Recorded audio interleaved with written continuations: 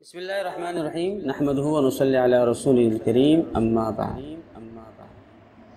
سورۃ الفرقان مصحف کی ترتیب کے لحاظ سے 25ویں جبکہ نزول کی ترتیب کے لحاظ سے 42ویں صورت ہے۔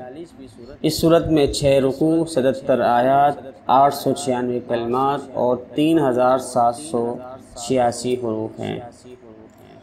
اس صورت کا نام اس کی پہلی ہی آیت تبارک الذی نزل الفرقان سے ماخوذ ہے، اور اس صورت کے نام کا اس صورت کے مضمون سے بھی خاص مناسبت اور ربط اور تعلق موجود ہے کہ اس صورت میں جو مضامین موجود ہیں وہ حق اور باطل میں فرق کرتے ہیں۔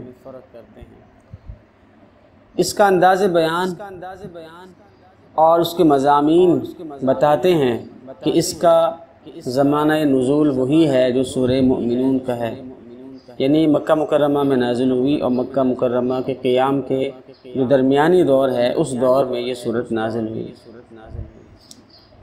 سورہ فرقان کے اندر 5 باتیں ہیں: توحید، رسالت، قیامت، حقانیت قرآن اور عباد الرحمن کی صفات۔ توحید کے جو دلائل اور جو مضمون بیان ہوا ہے اس کا خلاصہ یہ ہے کہ اللہ تعالیٰ کا نہ کوئی شریک ہے، نہ اس کا کوئی بیٹا ہے۔ اللہ وہ ذات ہے جو آسمان اور زمین کا بادشاہ ہے، ہر چیز کو پیدا کر کے اس نے ایک نپا تلا انداز عطا کیا ہے۔ دن رات کا خالق وہ ہے، سایوں کا خالق وہ ہے، سورج چاند کا خالق وہ ہے، نیند اسی نے پیدا کی، پانی جیسی عظیم نعمت اس کی پیدا کردہ ہے، ہوائیں وہ چلاتا ہے، میٹھے اور کھارے پانی کو ایک ساتھ ایک سمندر میں چلانا اسی کی قدرت کا شاہکار ہے۔ انسانوں کو اس نے پیدا کیا، اور انسانی رشتے ناتوں کو ڈیزائن بھی اللہ تبارک و تعالیٰ کی ذات نے کیا۔ جب یہ تمام مخلوقات اللہ کی ہیں، نعمتیں اس کی ہیں، لہذا عبادت بھی اسی کی کرنی چاہیے۔ جب اس سے قدرت عظیم ہے تو مالک اور خالق اور خدا بھی اسی کو کہنا چاہیے۔ اس کے مقابلے میں بتوں کی کیا اوقات ہے؟ بت کیا کر سکتے ہیں؟ نہ کچھ پیدا کر سکتے ہیں، نہ نفع نقصان کے مالک ہیں، نہ زندگی موت ان کے ہاتھ میں، بلکہ وہ تو خود انسانوں کے ہاتھوں کے تراشے ہوئی چیزیں ہوتی ہیں اور کسی چیز کا اختیار ان کے اندر نہیں ہوتا۔ رسالت کے حوالے سے اس صورت میں جو بات بیان ہوئی ہے کہ کفار کا خیال تھا کہ رسول بشر نہیں ہو سکتا بلکہ فرشتہ ہونا چاہیے، اور بالفرض انسانوں میں سے کسی کو نبوت و رسالت ملے بھی تو وہ دنیاوی اعتبار سے خوشحال اور مالدار ہونا چاہیے۔ وہ سمجھتے تھے کہ کسی غریب و یتیم کو رسالت ہرگز نہیں مل سکتی۔ اللہ تعالیٰ نے ان تمام باطل خیالات کی تردید واضح دلائل سے کی ہے، اور یہ تمام باتیں وہی ہیں جس کا تذکرہ، جس کا جواب پہلے کئی صورتوں میں دیا جا چکا ہے۔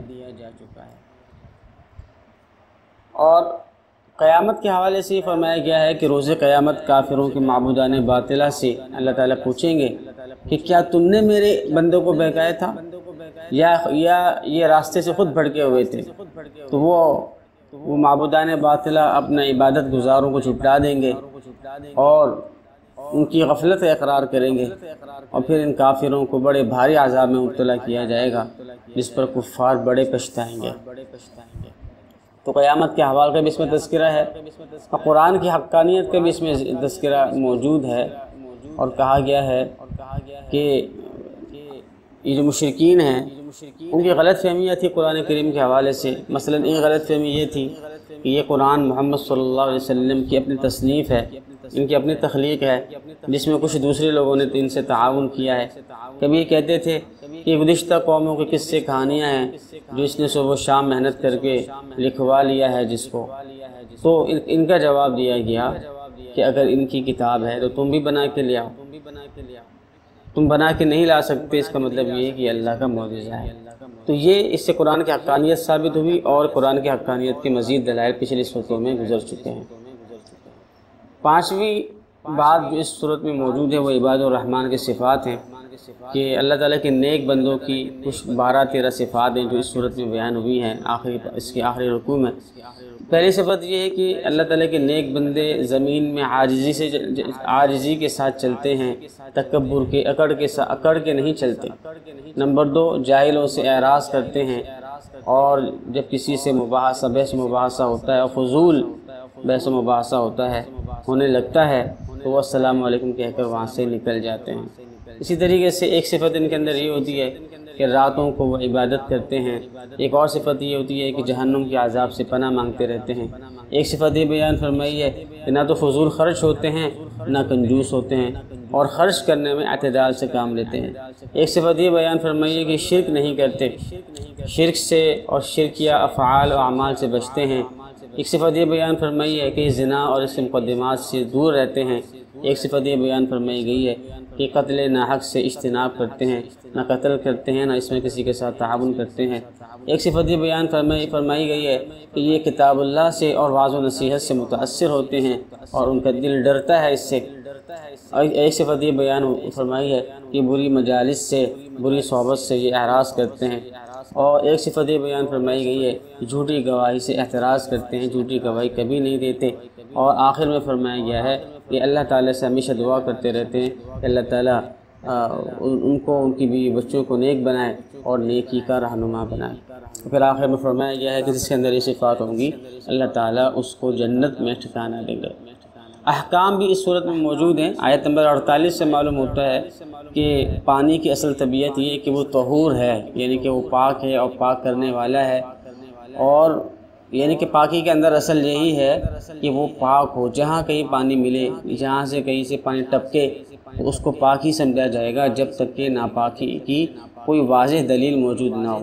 صرف شک سے پانی ناپاک نہیں ہو سکتا جب تک یہ یقین یا غالب گمان یا کوئی خبر صحیح موجود نہ ہو۔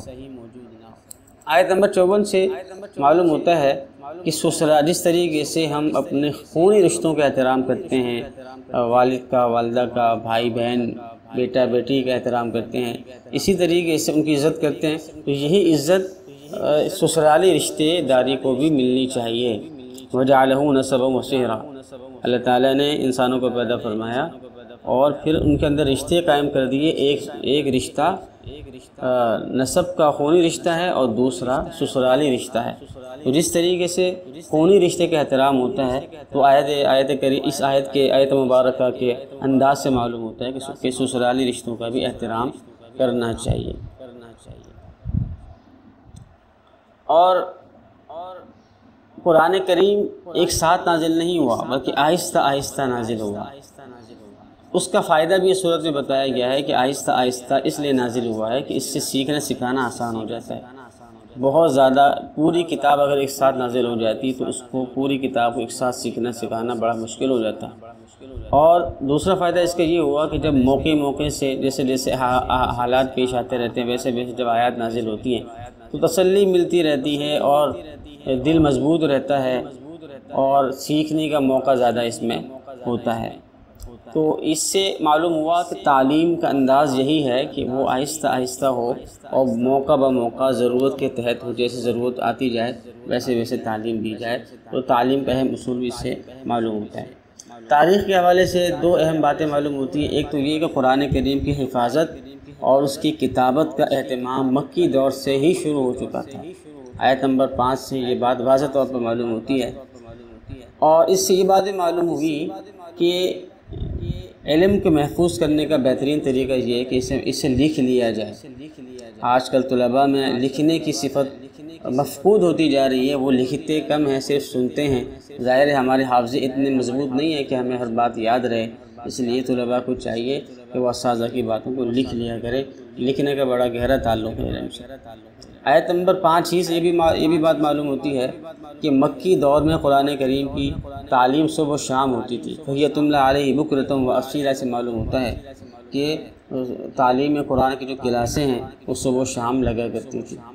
سائنس کے حوالے سے بڑی اہم آیت اس میں موجود ہے، وَهُوَ الَّذِي مَرَجَ الْبَحْرَيْنِ هَٰذَا عَذْبٌ فُرَاتٌ وَهَٰذَا مِلْحٌ أُجَاجٌ وَجَعَلَ بَيْنَهُمَا بَرْزَخًا وَحِجْرًا مَحْجُورًا، وہی ہے جس نے دو سمندروں کو ملا کر رکھا ہے، ایک لذیذ و شیریں اور دوسرا تلخ اور کڑوا کھارا، اور ان دونوں کے درمیان ایک پردہ حائل ہے، ایک رکاوٹ ہے جو انہیں گڈمڈ ہونے سے روکے ہوئے ہے۔